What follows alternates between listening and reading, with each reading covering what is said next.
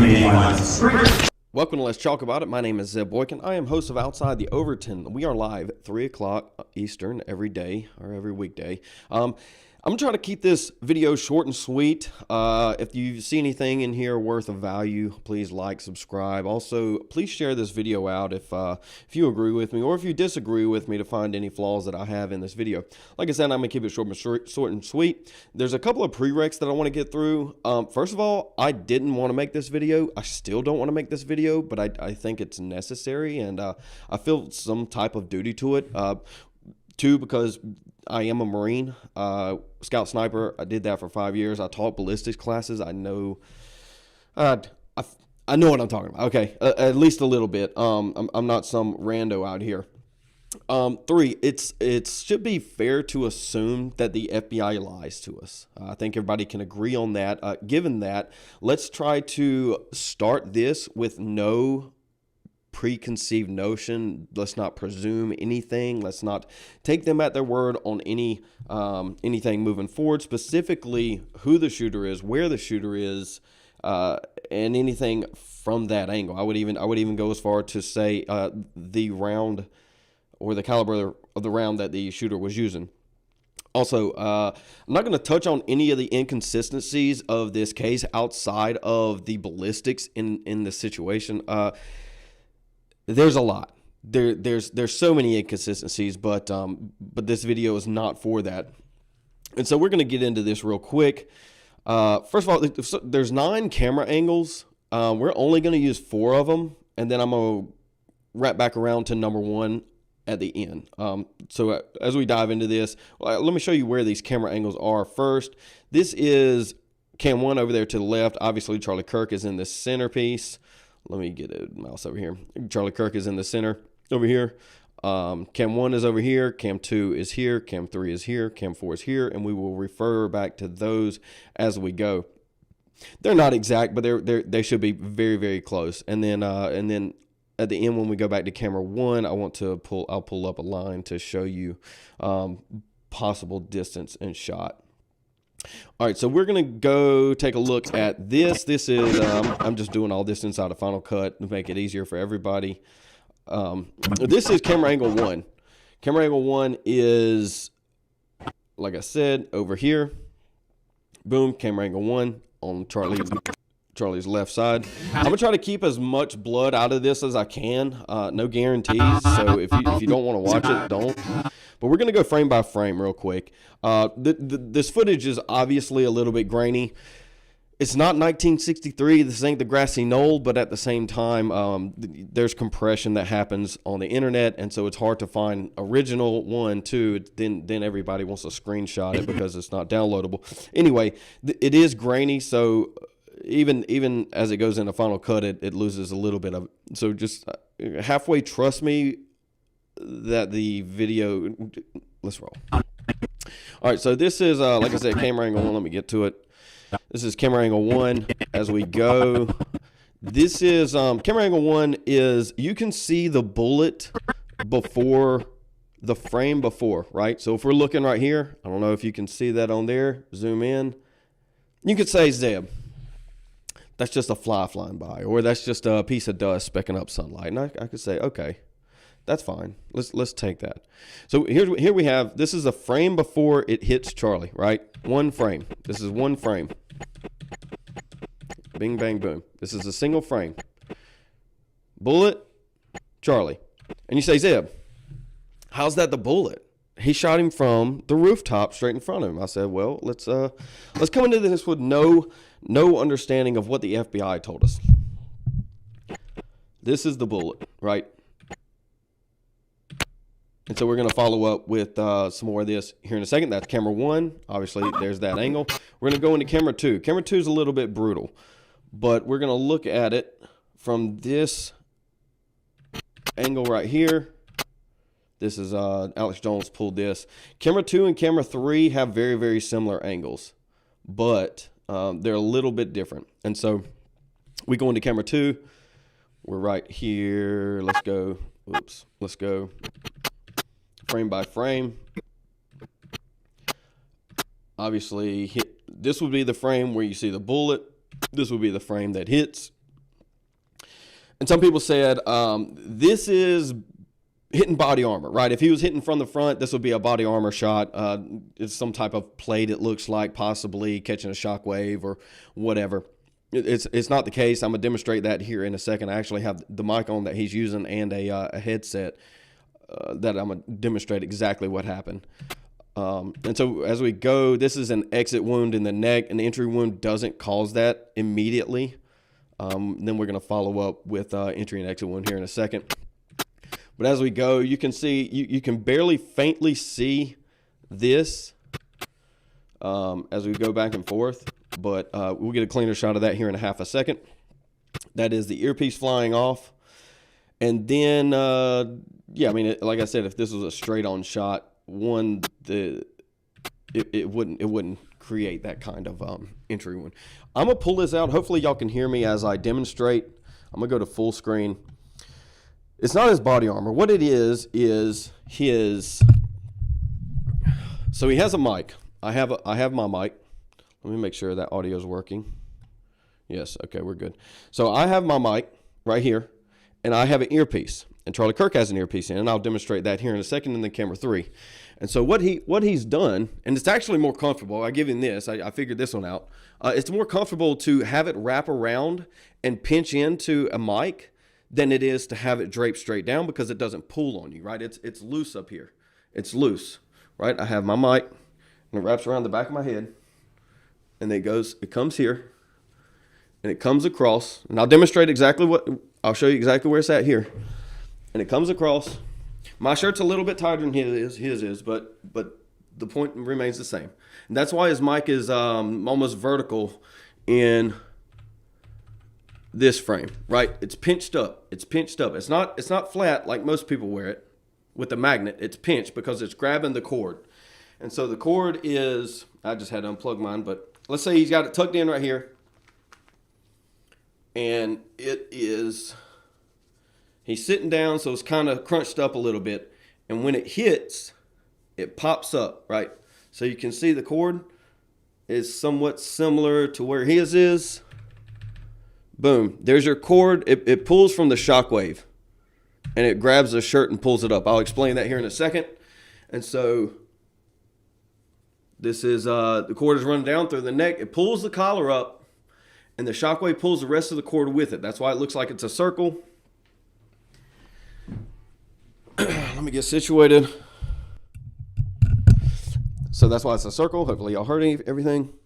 And then it pulls up, right? And so when it pops, this probably pops off. Maybe it doesn't. It doesn't matter. It's kind of irrelevant at this point, but it's just a little DJI mic. He probably has something extremely similar. All that being said, this is angle number 2, and this is what we are looking at right now. Like I said, this looks like body armor, but it doesn't, because it's the cord kind of catching the shockwave. We're going to roll into, I'm not going to let you watch the leak, but basically it's an open wound. That's an exit wound, not an entry. Entry doesn't do that. I would say it's a smaller caliber than a 30-06. A 30-06 would make a much bigger hole. I could probably pull up entry and exit wounds. Let me Google. Right, and so we're looking at something like this. You see, that's I mean, it's obviously not the scale, but this is what we're looking at, right? We have an exit wound. Let's call it 38, 53, 57, 9 mil, probably a 9 mil. I assumed when we were first breaking the story, I assumed it was a closer shot than, these are all pistol rounds, but something along the lines of a 38. They claim rifle. It sounds like a rifle. Doesn't sound like 30-06. Sounds like something smaller, maybe 5.56, maybe. I wouldn't think 7.62. 7.62 is a little bit deeper sound. But all that being said, kind of irrelevant what the actual caliber of the weapon was as we get into it. So we're going to go forward. That's camera 2. We're going to roll to camera 3. Camera 3 is a little bit better quality. We're going to go, like I said, boom, camera 3. This is where camera 3 is being shot from. Back. We're going to take a look at, this is camera 3 going in frame by frame.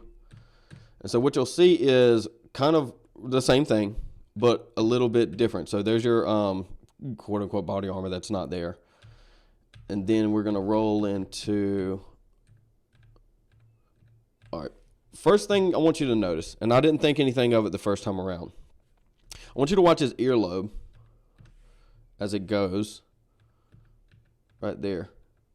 I don't know if you can see that. It's not a lot, but it's enough.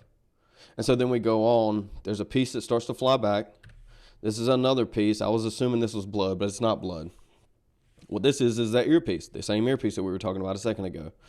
This is the same earpiece, right? I was watching this. Boom, boom. See, I thought it was going backwards. It was supposed to be flying away from him. It's flying towards him, right? That's because it's the earpiece. It's attached to him. So when he was hit, most likely, maybe not necessarily in the earpiece, maybe a little bit lower, maybe it hit the jaw. Anyway, the temporary cavity, it causes a temporary cavity. Maybe I can pull that up here. Let me pull up a temporary cavity since we're doing all this. This is a temporary cavity diagram. And so what we're looking at is probably an entry near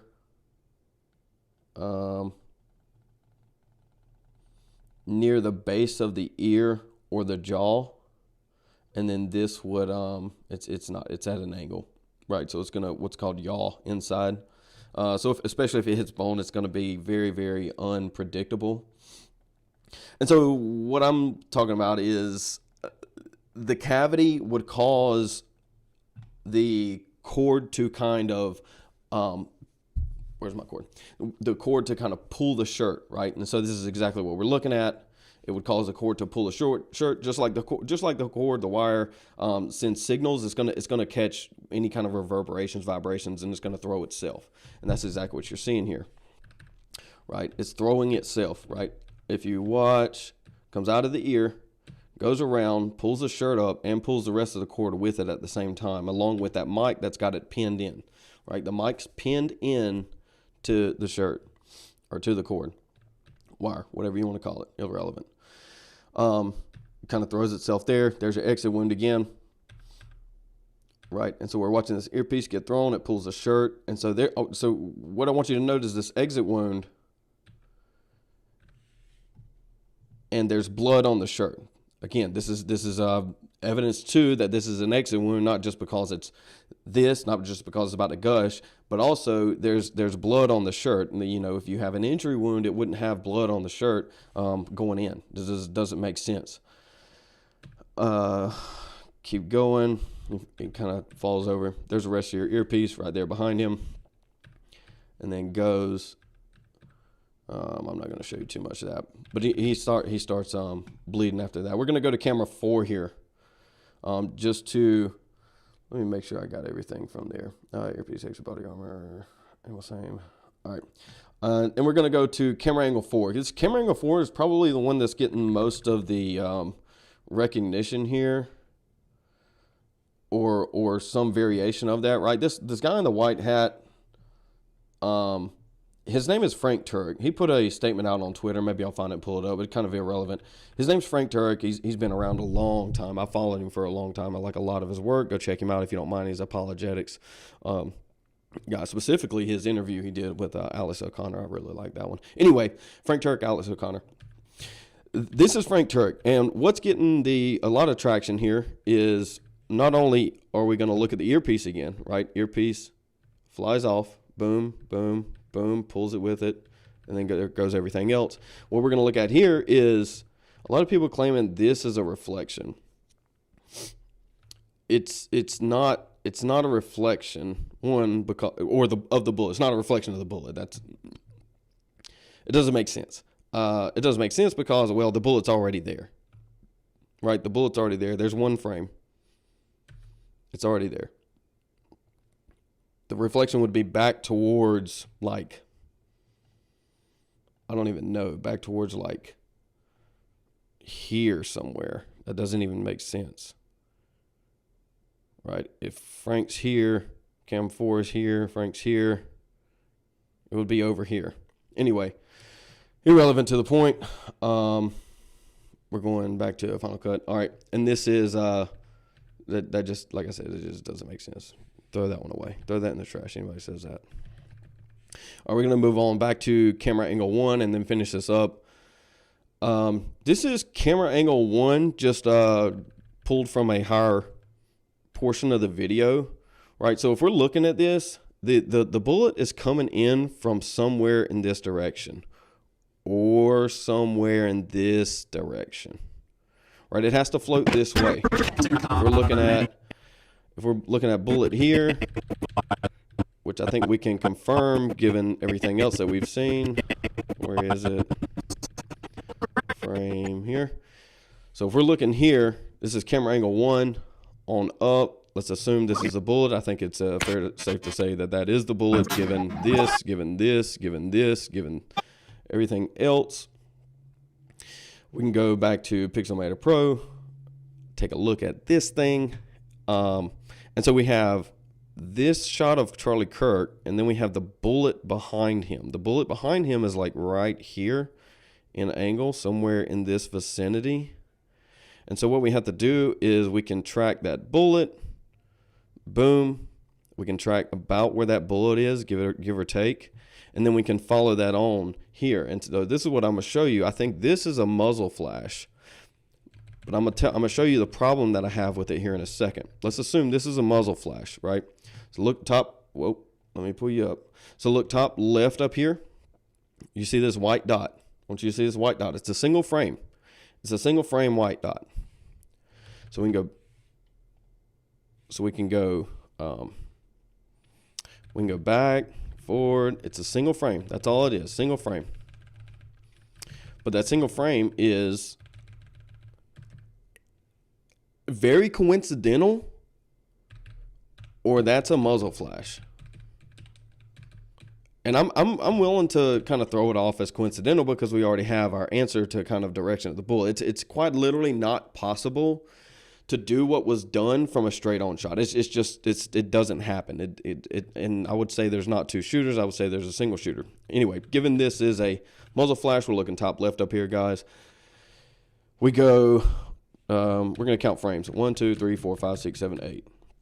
Right, 8 frames. 9, 10 is when he gets hit. So we're going to go 8 frames. It almost looks like a vapor trail here, but the problem is everything's so grainy, right? So if we're looking, we can do vapor trail later, but if we're looking here, vapor trail. I know there's a lot of movement there, so I'm not saying it is. I'm just saying if we're assuming, which I think we are, it's quite possible there is.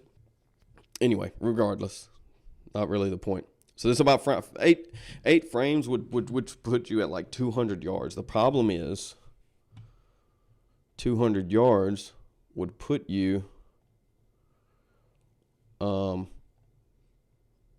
way far away. So this is 1, 2, 3, 4, 5, 6, 7, 8. So this is 80 meters right here.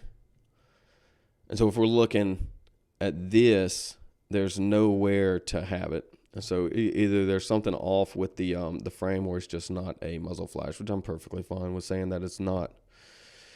Regardless of if it is or not, we still have basically confirmation he got shot from his right, exit out the left. If I had to guess, I would say he got hit at the base of the skull. I could use my skeleton. He got hit at the base of the skull here, probably. Right, and so we're talking, this is immediate incapacitation.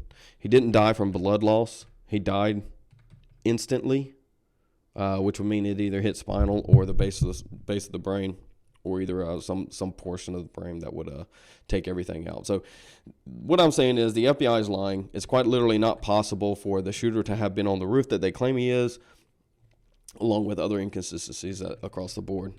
So when we go, I want to look here.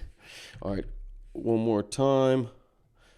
This is most likely entry somewhere in this vicinity. It hits bone, and it projects itself outward through the neck. Once it hits bone, it's unpredictable, right? And so we're also, if it's within like 150 yards, 150 yards, you have what's called a yaw, right? So if a bullet's flying, it's going to do like a circular motion. Well, I can't even do it. It's going to rotate itself, trying to stabilize itself in flight. Just Google yaw. You can figure that out. It's going to try and stabilize itself, and if it's not stabilized, it's going to hit not a smooth target. And so if it's any direction when it hits, it's going to tumble in itself. And so I think that's what we see here. It tumbles out, hits the shirt, and then he starts leaking. That entry wound does not do that. I guess one more thing before I close this thing up. There's a cleaner shot that I couldn't find before doing this video of the bullet being able to be seen against his black shirt. I couldn't find that shot or a possible bullet. It's a blurred line that shows up in a single frame. Anyway, regardless, there's your answer to that. Any questions, drop them in the comments. I may do a follow-up on this. If not, we'll be covering it live at 3 o'clock today on this channel, ladies and gentlemen. Thank you for stopping by. This cannot happen if the shooter is shooting on the roof straight on. The FBI is lying to you. I'm Zeb Boykin, and I will catch you next time. Drop a like if you found any value in this video.